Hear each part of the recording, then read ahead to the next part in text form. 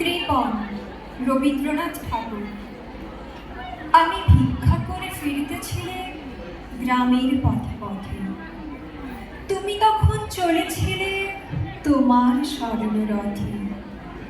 অপূর্ব এক স্বপ্ন সম লাগতেছিল চক্ষে মম।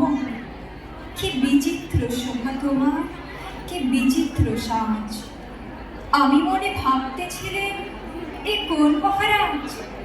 আজ শুভক্ষণে রাত পোহালো, ভেবেছিলেন তবে আজ আমারে দ্বারে দ্বারে ফিরতে নাহি হবে। বাহির হতে নাহি হতে কাহার দেখা পেলেন পথে। চলিতে রথ ধনধান্যে ছড়াবে দুই ধারে। মুঠা মুঠা কুড়িয়ে নেব ভারে ভারে। দেখি সহসা রথ থেমে গেল আমার কাছে এসে। আমার মুখ পানে চেয়ে নামলে তুমি হেসে।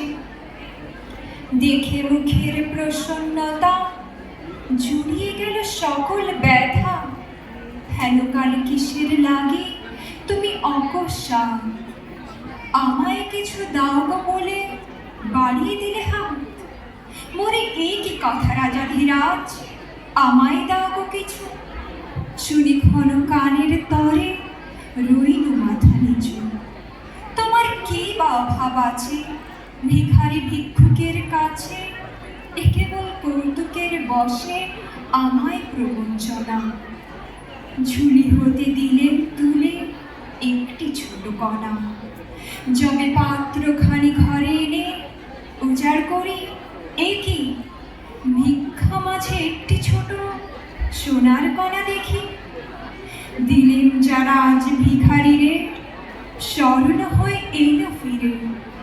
তখন কাঁদে চোখের জলে দুটি নয়ন ভরে। তোমায় কেন দিইনি আমার সকল